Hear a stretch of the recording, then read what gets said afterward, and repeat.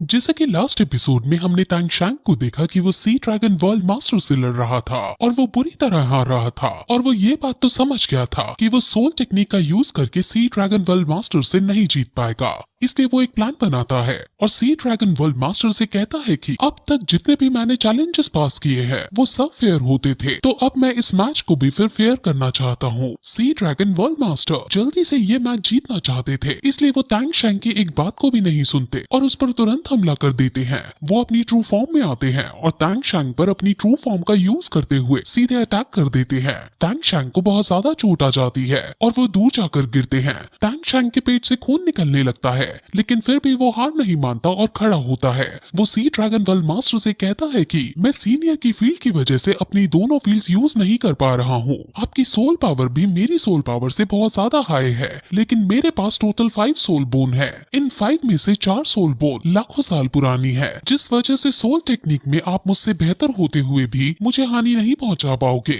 Sea dragon world master तैंग शैंग की 4 लाख साल पुरानी सोल बोन को देखता है और वो काफी ज्यादा हैरान हो जाते हैं। वो जानते हैं कि इतनी पुरानी सोल बोन की टेक्निक को अंडर एस्टिमेट नहीं किया जा सकता है। तैंग शैंग अपनी सभी सोल बोन्स को एक्टिवेट करके उनसे कहता है कि अब हम सोल टेक्निक्स फाइट करने की बजाय नॉर्मल कॉम्बैट फाइट करते हैं। सी ड्रैगन वर्ल्ड मास्टर को ये बहुत अजीब लगता है और वो तैंग शैंग से पूछता है कि क्या तुम ये चाहते हो कि हम बिना सोल रिंग्स और बिना सोल टेक्निक का यूज करके फाइट करें। तैंग शैंग हाँ कहता है और कहता है कि हम सिर्फ प्रोटेक्टिव सोल टेक्निक का यूज करेंगे और एक दूसरे से फाइट करेंगे। अगर इस फाइट में मैं आपसे जल्दी जीत जाऊं तो आपको मुझे इस टेस्ट में पास करना होगा। ये सब बातें तैंग शैंग के दोस्त भी सुन रहे थे और वो सब भी बहुत शौक हो रहे थे, क्योंकि अब ये दोनों बिना सोल रिंग और बिना सोल बोन का यूज किए फाइट करने वाले हैं। मोटू को डर भी लगता है, क्योंकि तैंग शैंग के पास जो एडवांटेज की चीज थी वो थी उसकी सोल बोन, लेकिन अब तैंग शैंग ने उनका ही यूज करने से मना कर दिया है। मोटू सोचने लगता है कि क्या अब तैंग शैंग ये चैलेंज जीत भी पाएगा।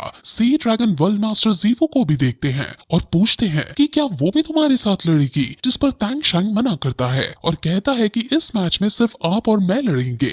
असल में तैंग शैंग ने अपनी सोल रियलम के अंदर प्रिज्म को रखा था और प्रिज्म के अंदर जीवो थी, लेकिन अब क्योंकि तैंग शैंग अपनी सोल पावर को यूज नहीं कर सकता है, इसलिए जीवो को अब प्रिज्म से बाहर आना पड़ता है। अब सी ड्रैगन वर्ल्ड मास्टर लड़ने के लिए तैयार होते हैं और कहते हैं कि मैं तुम्हारे साथ सिर्फ गार्डियन सोल से ही फाइट करूंगा। जीवो इस मैच के लिए काफी डर रही थी, लेकिन तैंग शैंग उसे धीरज देता है और कहता है कि तुम्हें मुझ पर भरोसा रखना होगा, क्योंकि ये मैच अब मैं ही जीतूंगा। जीवो फिर तैंग शैंग को सावधान होने को कहती है और अपने दोस्तों के पास वापस चली जाती है। तैंग शैंग अपनी सोल पावर और अपनी ब्लू सिल्वर प्लांट को रोकता है। सी ड्रैगन वर्ल्ड मास्टर अब सोचने पड़ जाता है कि असल में ये लड़का करना क्या चाहता है, लेकिन अब तैंग शैंग अपनी सेकंड मार्शल सोल को बाहर निकालता है और कहता है कि ये मेरी सेकंड गार्डियन सोल है और इसका नाम हाओ तियान हैमर है। सी ड्रैगन वर्ल्ड मास्टर ये देखकर काफी हैरान हो जाते हैं और वो अपने पास्ट को सोचने लगते हैं।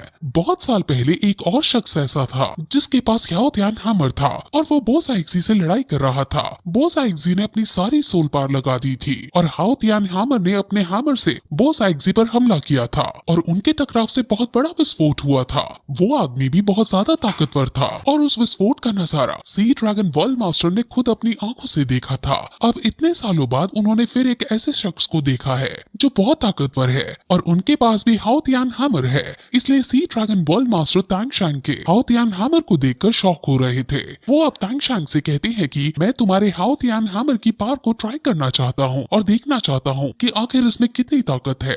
तैंग शैंग अब अपने हैमर को लेकर सी ड्रैगन वर्ल्ड मास्टर पर अटैक करने के लिए आगे आता है और सी ड्रैगन वर्ल्ड मास्टर भी उस पर अटैक करने के लिए आगे आता है और दोनों में टकराव होने लगता है। उसके टकराव से वो दोनों ही पीछे जाकर गिरते हैं और तैंग शैंग सोचता है कि अब उनका हाओ तियान हैमर बहुत ज्यादा इवॉल्व हो गया है और इसका वजन 1000 किलो से भी ज्यादा है, लेकिन अब सी ड्रैगन वर्ल्ड मास्टर ने इसको अपने नंगे हाथों से ही रोक दिया था, जिसका मतलब सी ड्रैगन वर्ल्ड मास्टर बिना किसी सोल पावर के भी बहुत ज्यादा ताकतवर है।